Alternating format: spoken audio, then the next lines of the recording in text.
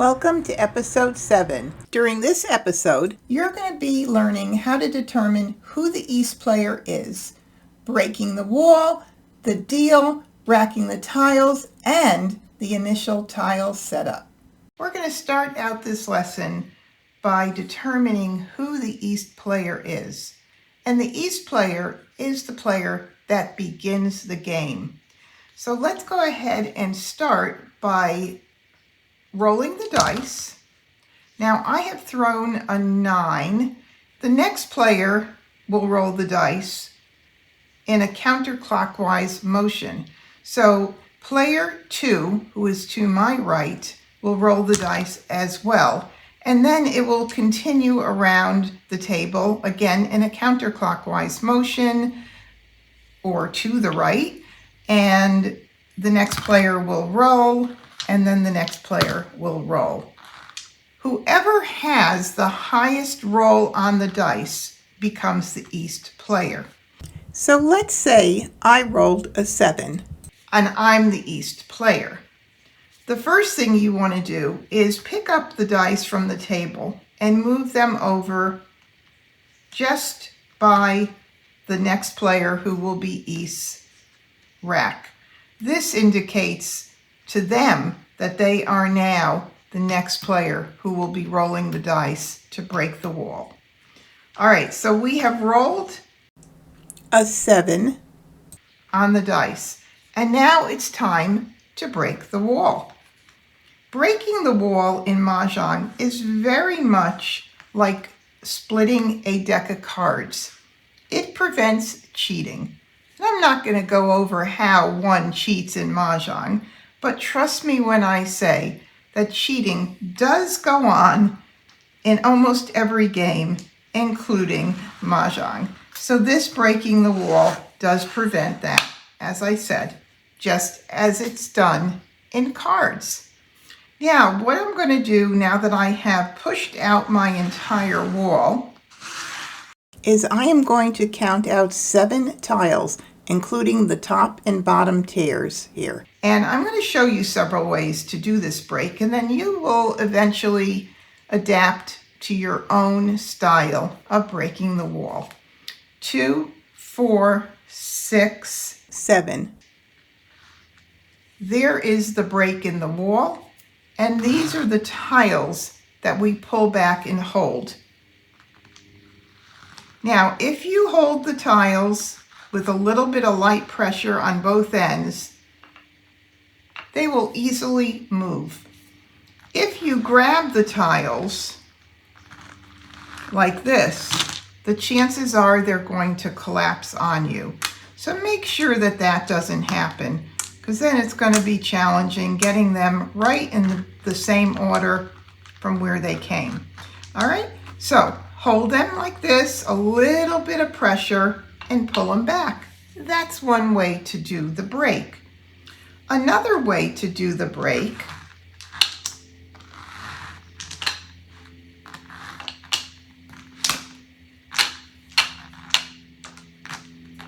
is to count the tiles out right from where they sit by your rack, in front of your rack. So you pull them out a little bit, and then you could go 2, 4, 6, 7. And then you could do the same thing that we did before by putting a little bit of pressure on the tiles and moving them very carefully to the center of the table. All right, I'll show you another way.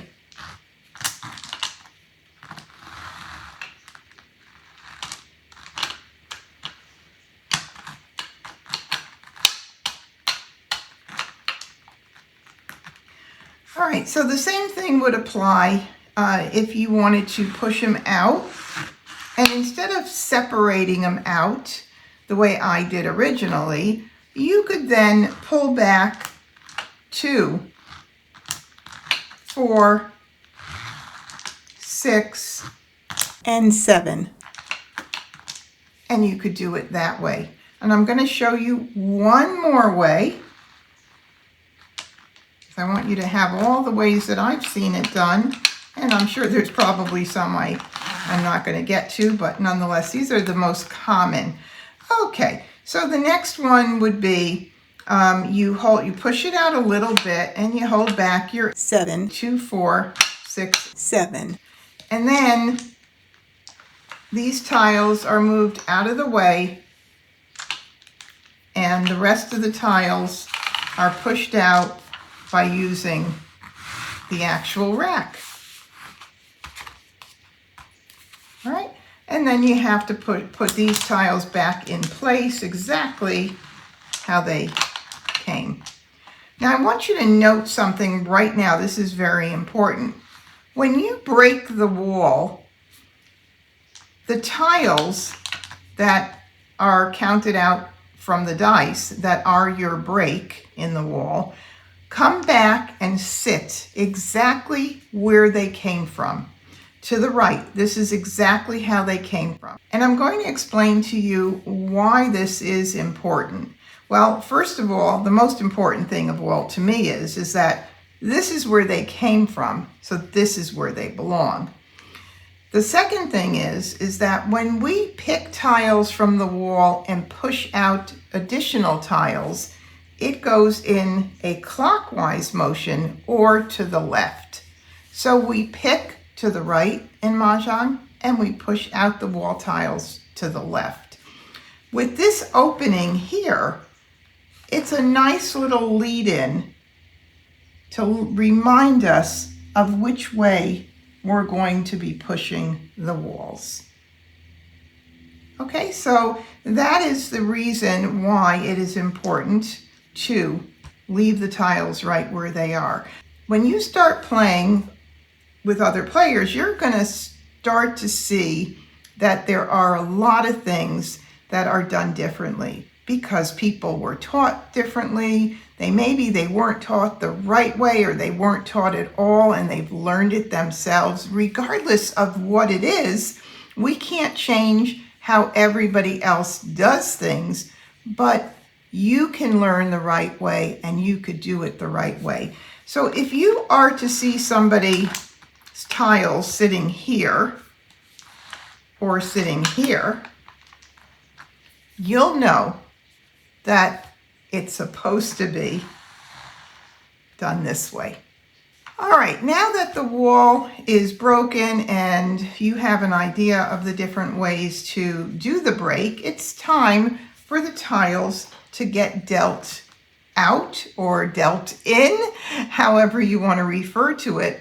But I do want to mention that in Mahjong, dealing is not the same as in a card game. In a card game, you have a dealer who deals all of the cards out for the other players, and that is required of the dealer. In Mahjong, the dealer is the individual player. So everybody picks in their own tiles. And yes, it's still called a deal. I'm going to pick my first two. And let me show you that again. First two. They are picked in groupings of 4 tiles, 2 from the top and 2 from the bottom. We pick tiles during the game counterclockwise to the right, and it's the same way when the deal is done. The next player will pick their 4 tiles, and the next player will pick their 4, and it continues around. When it gets back to the East player, who is the starting player for not only starting the deal, but for discarding their first tile, East will then take another set of 4 tiles. All right, now we've run out of wall tiles on the table. So how do we push them out? We push them out to the left. And to the left is clockwise. All right, now the next player will take their tiles, and now we continue on until we get back to East again. Now East will take another set of 4, and it will continue around until we get back to East again. And now East has 3 sets of 4 for a total of 12 tiles. East has the advantage of having 1 more tile to start with than the others, and this was mentioned in the previous lesson. So for East to pick those 2 tiles, the way it is done is the first and the third tiles. I'm going to show you, everybody always says, well, why do they do it that way? And most often you're going to hear, because that's the way it's done. But I'm going to show you why it's done that way, and it's pretty much a shortcut. So hang on, and I want to go ahead and deal out the rest of the tiles to everybody else, and then I'm going to go back and repeat that so you could see why East takes the first and third tiles.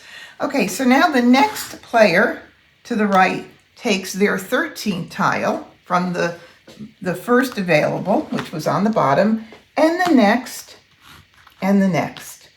All right, now we have 14 tiles for East, 13 for each of the other players. All right, now if we reverse that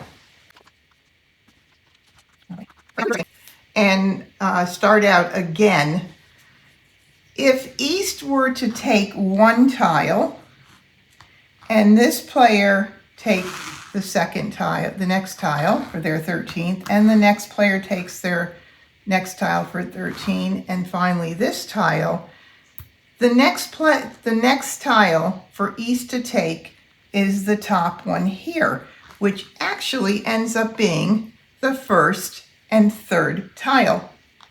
All right, so that's why that is done like that. It's just a little bit of a shortcut. And I'm going to go ahead and do that first and third again and deal out the last tile to everybody. Alrighty, there we go.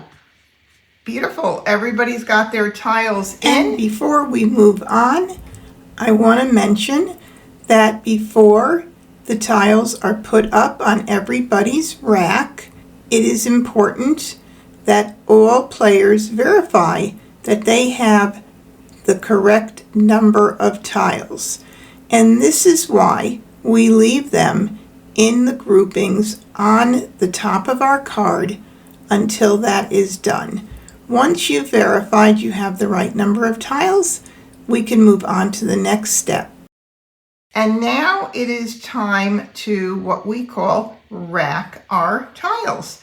And racking our tiles is merely putting them up on the rack, and it would be, this part of the rack is called the sloped part of the rack, or sloping part of the rack, and you heard about that in the previous lesson. I'm going to go ahead and move my rack out here and just tilt it so you get a better view of what I am doing. The tiles get set up in numerical order by suit. I put Winds and Dragons to the right. The reason I put Winds and Dragons on the right is because they have their own category, and it's almost the last category on the card, other than singles and pairs. So I'm going to go ahead and set this up in numerical order and put my Winds and Dragons on the right, and I put my jokers on the left at the beginning of all of my tiles. And now I'm just going to proceed to put these in suit order, just like this.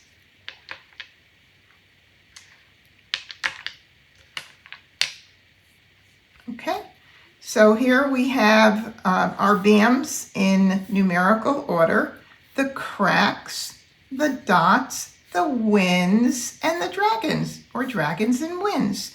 If I had flowers after the deal, I would have put those flowers at the beginning of the suit tiles. And the reason I put flowers at the front of the hand is because the majority of the time, flowers are found at the beginning of the hands.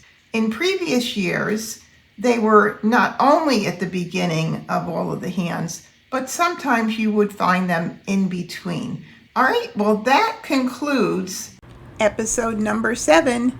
Next up, episode 8, where you will learn how to arrange your tiles.